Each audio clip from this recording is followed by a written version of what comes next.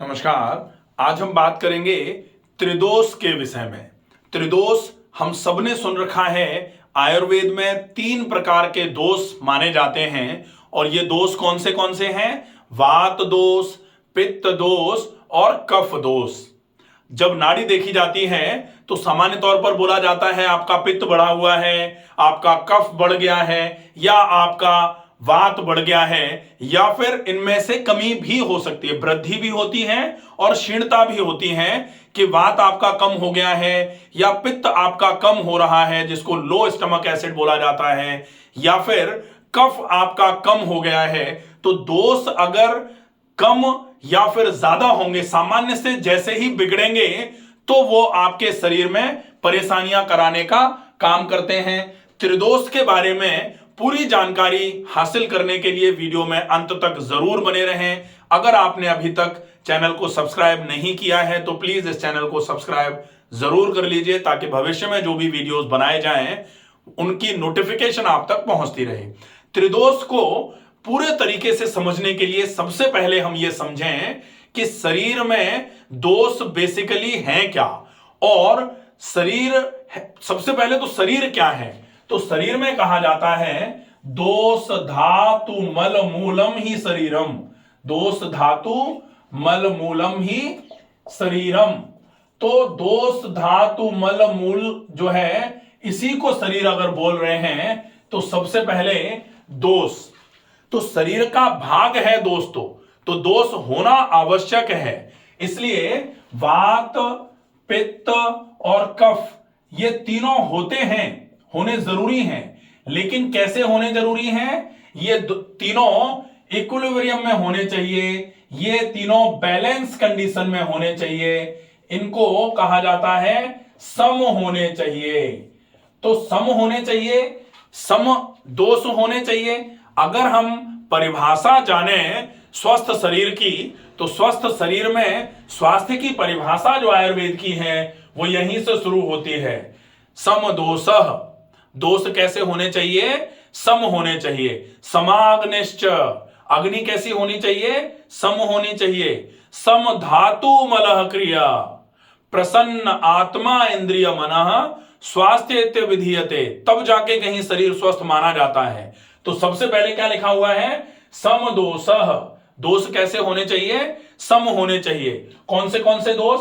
वात, पित्त और कफ, ये तीनों सम होंगे तब जाके शरीर में स्वास्थ्य आना शुरू होगा। और इसी के लिए रोग और स्वास्थ्य की परिभाषा क्लियरली लिखी गई कि रोग क्या है? रोगस्तु दोष वैषम्यम। रोगस्तु दोष वैषम्यम। वैषम्यम मतलब रोग क्या है? जब दोष विषम होना चालू हो जाएंगे तब रोग होना चालू होता है। रोगस्तु, रोग क्या है? दोष वैषम्यम, दोषों का विषम होना ही रोग का कारण है। या फिर अगर दोष विषम हो जाएगा तो शरीर में रोग जरूर होगा। तो दोष कैसा होना चाहिए? सम होना चाहिए। तो दोष साम्य आरोग्यता। तो अगर रोग नहीं चाहिए तो क्या चाहिए आपको? स्वास्थ्य चाहिए। स्वास्थ्य मतलब आरोग्य चाहिए। तो आरोग्य कब मिलेगा आपको? दोष साम्य आरोग्यता। तो दोष साम्य मतलब दोषों को कैसे करो? सम कर दो। जैसे ही दोषों को सम करोगे आपका शरीर आरोग्य को प्राप्त करना शुरू कर देगा। आपके शरीर में से सारे के सारे रोग दूर हो जाएंगे और शरीर पूरे तरीके से आरोग्य हो जाएगा। अब ये दोष जो हैं इनको सम करना कैसे पॉसिबल है? वात, पित्त और कफ, इन तीनों चीजों में आपको, जैसे अब हम जब त्रिदोष पढ़ेंगे तो एक एक करके पढ़ेंगे, एक एक करके पढ़ेंगे। क्या समझेंगे पढ़ेंगे तो, लेकिन ये है कि आप अगर इसको समझ लेंगे तो ये आपके लिए बहुत उपयोगी टॉपिक है। आप अपनी बीमारियों की अच्छी जानकारी हासिल कर सकते हैं। आपके दोष में क्या गड़बड़ी हुई है, कौन सा दोष ऊपर हुआ है या नीचे आया है, मतलब क्षीणता हुई है दोष की या वृद्धि हुई है दोष की, अगर आप ये समझ जाएंगे तो अकॉर्डिंगली आप अगर एक्ट करना चालू कर देंगे, अकॉर्डिंगली थोड़ा व्यायाम कर लेंगे, उसके हिसाब से थोड़ा भोजन कर लेंगे, उसके हिसाब से थोड़ा इलाज कर लेंगे, तो आपको आपके रोग को जड़ से खत्म करने में बहुत अच्छी मदद मिलना चालू हो जाएगी। इसलिए अब हम वात पित्त कफ जब देखेंगे समझेंगे तो 5-5 प्रकार के होते हैं ये तीनों। वात भी 5 प्रकार का है, उदान, व्यान, अपान, समान, प्राण। ऐसे ही पित्त भी 5 प्रकार का है और कफ भी 5 प्रकार का है। और ये जो है वात की वृद्धि होती है और वात की क्षीणता होती है। तो वात तो 5 प्रकार का है, तो जब वात 5 प्रकार का है तो 5 प्रकार के वातों की वृद्धि हो सकती है और 5 प्रकार के वातों की क्षीणता हो सकती है। तो कौन सा वात वृद्धि पर गया है या कौन सा वात कमजोर पड़ा है, उसके हिसाब से भी रोग आते हैं। ऐसे ही पित्त है, पित्त जैसे 5 प्रकार का होता है, पाचक पित्त, रंजक पित्त, भ्राजक पित्त, आलोचक पित्त और साधक पित्त। तो इन पित्त में से कौन सा पित्त आपका वृद्धि पर गया है या कौन सा पित्त आपका क्षय हुआ है, क्षरण हुआ है या फिर क्षीणता हुई है किस पित्त की, उसके हिसाब से आपके शरीर में लक्षण आना चालू होते हैं। इसी प्रकार इसी भांति कफ है, यह भी 5 प्रकार का होता है। तो कफ में अगर आपके वृद्धि हुई है या क्षीणता हुई है, उसके हिसाब से क्या क्या आपके शरीर में लक्षण आएंगे, उन लक्षणों को समझ करके आप अगर अकॉर्डिंगली ट्रीटमेंट करेंगे, उसके हिसाब से ट्रीटमेंट करेंगे या फिर ट्रीटमेंट समझेंगे, तो फिर आपकी बीमारी पूरे तरीके से जड़ से दूर होना चालू हो जाएगी। आज हम बात करेंगे सिर्फ एक चीज की जो तीनों दोषों को सम करने में आपकी मदद करेगी। कौन सी है वो चीज? जो वात पित्त कफ और 5 वात 5 पित्त 5 कफ को जो सम करने का काम करे, ना उनकी क्षीणता होने दे ना उनकी वृद्धि होने दे। ऐसी क्या चीज है? ऐसी भी चीजें हैं, तो आप ऐसी चीजों को समझ लें, आपको बहुत अच्छा लाभ होना चालू होगा। पहली ऐसी चीज है त्रिफला।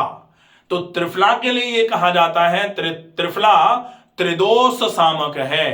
त्रिदोष सामक का मतलब तीनों दोषों में समता लाने का काम त्रिफला करता है। इसलिए त्रिफला को आप लगातार ले सकते हैं अगर आपको कोई समस्या हुई है, कोई रोग हुआ है तो। अब त्रिफला कैसे लेना है? त्रिफला के साथ आपको हर 2 महीने में अनुपान बदलना होता है। तो त्रिफला एक महा औषधि बाय डॉक्टर रमाकांत शर्मा, ये पूरा एक वीडियो मिलेगा आपको, उसमें आप ये समझ सकते हैं कि त्रिफला को कौन से 2 महीने में किस चीज के साथ मिला करके लेना चाहिए, तब वो त्रिफला आपके लिए दोष को सम करने का काम करेगा। इसके अलावा दूसरी चीज जो होती है जो त्रिदोष सामक है वो है अमलतास। अमलतास बाय डॉक्टर रमाकांत शर्मा।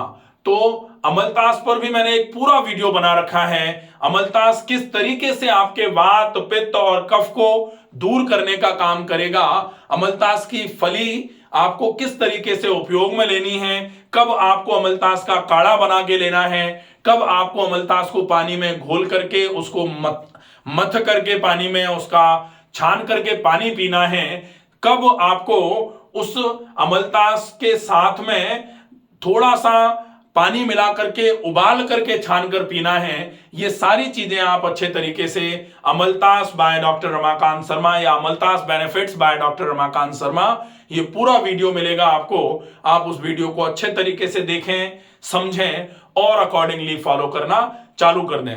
तो दोष में एक बेसिक इंफॉर्मेशन दोष की जो थी वो आपको मुझे लगता है समझ में आ गई होगी। अब हम वात पित्त और कफ देखेंगे, तो एक एक करके वात क्या होता है, वात की वृद्धि के लक्षण क्या होते हैं, वात में जब क्षरण होता है तब क्या लक्षण आते हैं और वृद्धि को कैसे ठीक किया जा सकता है, वात के क्षय को कैसे ठीक किया जा सकता है, इसी प्रकार पित्त वृद्धि को कैसे ठीक किया जा सकता है, पित्त क्षय को कैसे ठीक किया जा सकता है, और ऐसे ही कफ वृद्धि और कफ का क्षरण जो होता है इसको ठीक करने के लिए आपको क्या क्या करना है, ये वीडियोस आपको जल्दी ही मिलेंगे।